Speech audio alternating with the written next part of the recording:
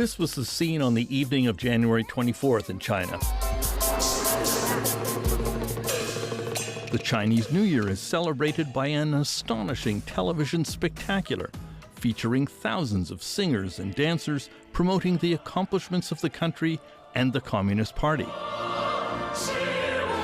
But this was 4 days after news of the COVID-19 outbreak, and so a section was added at the last minute focusing on the unfolding epidemic in the city of Wuhan.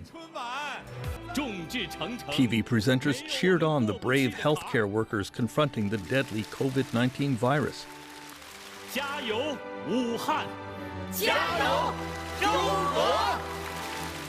All this was quite a marked departure from how the epidemic was treated weeks earlier, when it was covered up by the Chinese authorities. Now infectious disease experts around the world are focusing on the lessons of the COVID-19 epidemic.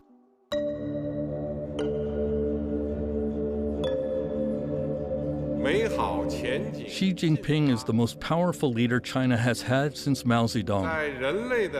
The entire Chinese bureaucracy and security apparatus seeks to please him and reinforce his highest announced priority, stability.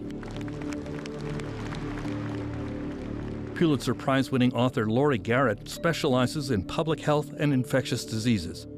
In China, she saw the SARS epidemic covered up by the Communist Party. So it's created a culture inside China of cover-up, lying, hiding the truth, very much like what I experienced in the old Soviet Union, where, everybody wants to please the higher-ups. Garrett was working in China through that outbreak 17 years ago, when the government was notoriously dishonest about every aspect of it. She saw the same thing happening this time after the outbreak was first acknowledged on December 31st. They announce officially from the city government, there seems to be a bit of a problem. Don't worry about it. We have it well under control. It has nothing whatsoever to do with SARS. Everybody remain calm. The People's Daily official newspaper ignored the announced outbreak on January 1st. In fact, there was no mention of the epidemic for 20 consecutive days through January 20th. Dr. Zhenjun Kwong is an infectious disease expert at the Council on Foreign Relations. It was interpreted in a way that this is nothing serious, that is not going to lead to efficient human-to-human transmission. So there was a lack of effective response to the outbreak at the local level. When an outbreak occurs, the time to respond is as early as possible. When you have a handful of human cases, when you actually can figure out John gave it to Mary, who gave it to Susie, who gave it to Paul. The response was exactly the opposite. Almost a third of Chinese city dwellers eat wild animals. This is how novel viruses jump from animals to humans. The SARS epidemic was eventually traced to the consumption of a small raccoon-like creature called a civet. The #1 suspect in this epidemic is the pangolin, an anteater-like animal that is consumed because of its supposed healing qualities for many diseases. The first outbreak of COVID-19 was traced to the live animal market in Wuhan that was quickly shut down. Today, the government ordered live animal markets closed nationwide. Kelly Lee is an infectious disease expert at Simon Fraser University. These markets a lot of them are illegal, and so they're not well regulated. This is a really dangerous combination if we're looking at disease, microbes, pathogens, jumping species. It's a perfect opportunity to do that.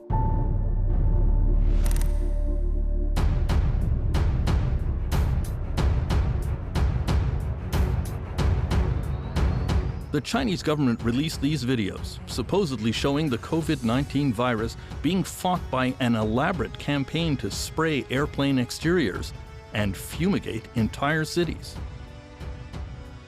There are a lot of videos like this of this mysterious fogging machine spraying God knows what all over the place. I can't think of any substance you could spray on an open street in the manner that's depicted that would have any impact on a virus at all. So it's very hard to understand what, besides public relations, was the point. On January 28th, the Director General of the WHO, the World Health Organization, Dr. Tedros Adhanom Ghebreyesus, came to Beijing for a personal meeting with President Xi Jinping. At that time, China was reporting 4,537 cases of infection from COVID-19.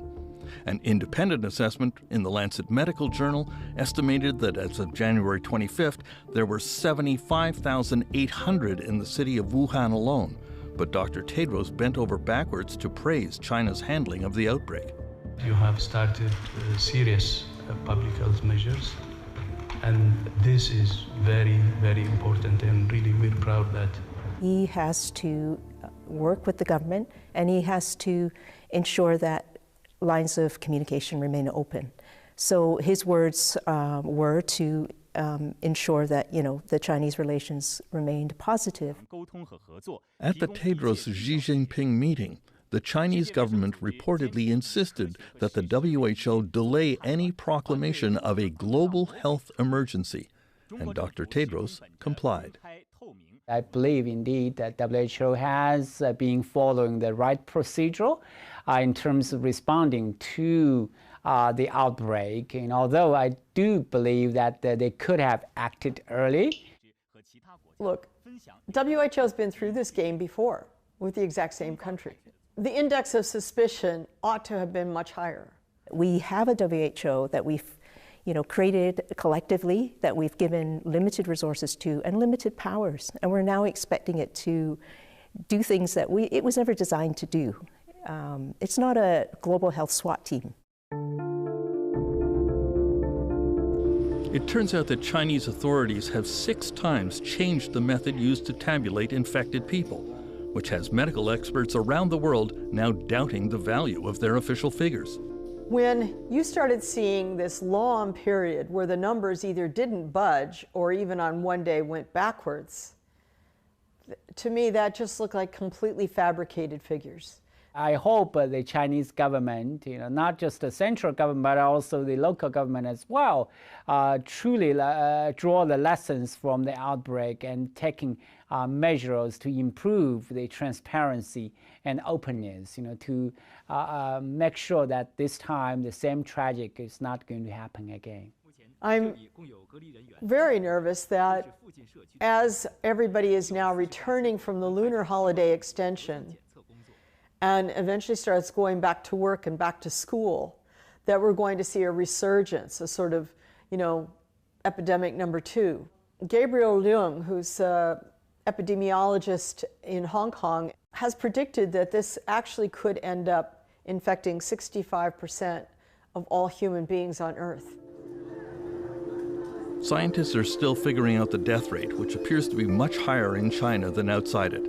But they say that even if this outbreak is contained, we need to quickly learn the lessons from it.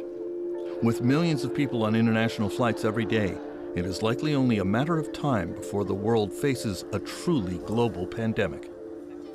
Terence McKenna, CBC News, Toronto.